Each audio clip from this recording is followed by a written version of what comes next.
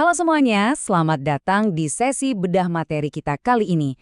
Hari ini kita bakal langsung masuk ke salah satu fondasi paling krusial di ilmu hukum, yaitu mata kuliah hukum perikatan. Spesifiknya kita akan bahas subjek dan objek perikatan.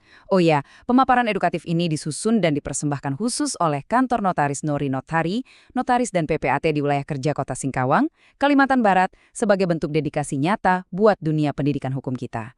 Oke, untuk agenda kita hari ini ada 5 poin utama ya. Kita mulai dari pengantar teori hukum perikatan, lanjut ke analisis subjeknya, lalu kita bedah teori Schultz dan Haftung, masuk ke kriteria dan wujud prestasi, dan pastinya kita tutup dengan referensi akademik. Yuk langsung aja kita mulai. Kita masuk ke bagian pertama, pengantar teori hukum perikatan, di mana kita bakal mendefinisikan apa sih sebenarnya hubungan hukum itu. Nah, coba perhatikan baik-baik apa kata Prof. Subekti, salah satu tokoh paling otoritatif soal hukum perdata di Indonesia.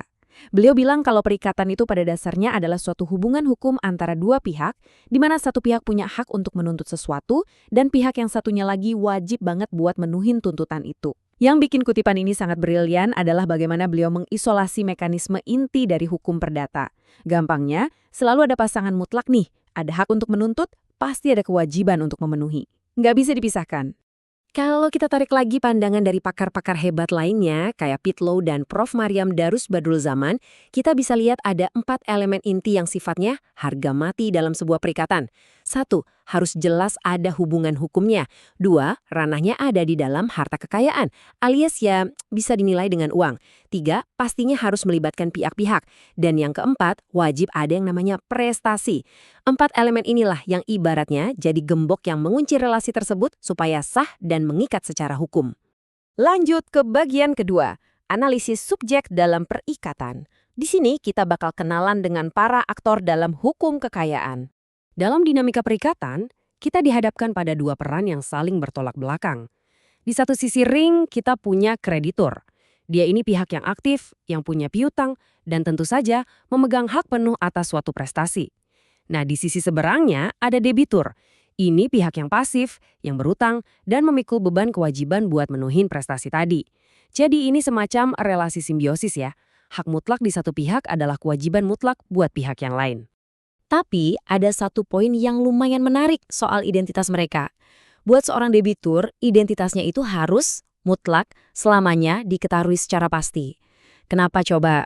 Ya logikanya, hukum kan nggak mungkin ngebiarin kita nagih janji ke entitas yang anonim atau fiktif kan? Nanti nagihnya ke siapa? Tapi sebaliknya, posisi si kreditur ini jauh lebih fleksibel. Hak tagih yang dia punya itu ibarat aset likuid. Jadi hak itu bisa aja dialihkan ke orang lain, bahkan secara sepihak loh. Sekarang kita masuk ke bagian ketiga teori Schultz dan Haftung. Waktunya kita membedah kewajiban sang debitur. Pernah dengar istilah Schultz? Buat yang belum tahu, Schultz itu pada dasarnya adalah utangnya itu sendiri.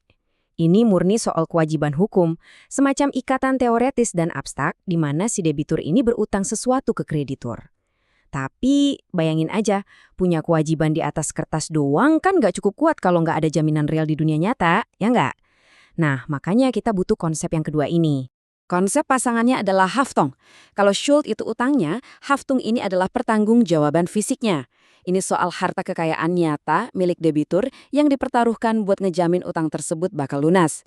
Ini literally diatur tegas dalam pasal 1131 KUH Perdata yang intinya bilang semua aset si berutang, mau itu barang bergerak, nggak bergerak, yang udah ada sekarang maupun yang baru ada nanti, semuanya jadi jaminan buat perikatannya. Jadi, Schultz dan Haftung ini bisa dibedakan secara teori, tapi di prakteknya mereka nggak bisa dipisahkan. Masuk ke bagian keempat, kriteria dan wujud prestasi. Kita bakal lihat apa sih sebenarnya objek yang mengikat ini. Dari tadi kita sebut-sebut kata prestasi, tapi apa sih itu? Sederhananya prestasi adalah jantung dari setiap kontrak. Prestasi adalah bentuk action atau pelaksanaan dari isi kontrak itu sendiri. Sesuatu yang jadi hak mutlak si kreditur sekaligus kewajiban tak terbantahkan buat si debitur. Tanpa adanya prestasi, percayalah, perikatan itu cuma selembar kertas kosong yang nggak ada harganya. Kalau kita merujuk ke rumusan baku di pasal 1234 KUH Perdata, wujud dari prestasi ini dibagi jadi 3 bentuk yang spesifik banget. Pertama, memberikan sesuatu. Contoh gampangnya, nyerahin barang pas kita lagi jual beli. Kedua, Berbuat sesuatu, misalnya kewajiban arsitek buat ngegambar desain rumah pesanan kita. Dan yang ketiga, ini unik nih, tidak berbuat sesuatu. Jadi, menahan diri dari sebuah tindakan itu juga prestasi. Contohnya, tetangga yang sepakat buat nggak ngebangun tembok tinggi yang nutupin jalan masuk rumah kita. Tapi ingat ya, hukum itu ketat. Nggak sembarang janji bisa otomatis diakui jadi prestasi yang sah. Ada 4 kali filter utama di sini.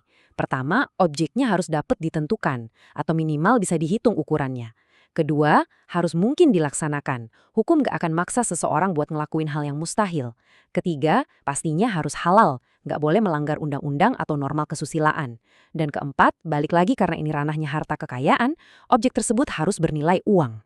Terus muncul pertanyaan, gimana kalau semua syarat tadi udah terpenuhi, tapi debiturnya malah mangkir atau gagal menuhin janjinya? Nah, kalau udah begini, kita masuk ke zona merah, yang namanya one prestasi, alias cedera janji. Menurut pasal 1243 KUH Perdata, gagalnya pelaksanaan prestasi ini punya konsekuensi hukum yang serius banget. Si debitur bisa dituntut buat bayar ganti rugi, biaya-biaya ekstra, sampai bayar bunga ke kreditur. Intinya, hukum benar-benar ngasih tameng pelindung buat pihak yang dirugikan. Dan kita sampai di bagian kelima, referensi akademik dan penutup. Perlu ditekankan kalau analisis hukum yang kita bedah bareng-bareng hari ini, itu dibangun di atas fondasi yang super kokoh dari para raksasa hukum perdata. Materi kita merujuk langsung ke literatur dari Prof. Subekti, Pitlo, Prof. Maryam Darus Badruzaman, Ridwan Syahreni, dan pastinya pedoman utama kita, KUH Perdata. Jadi, bisa dipastikan materi yang kita bahas ini memenuhi standar akademik tertinggi ya.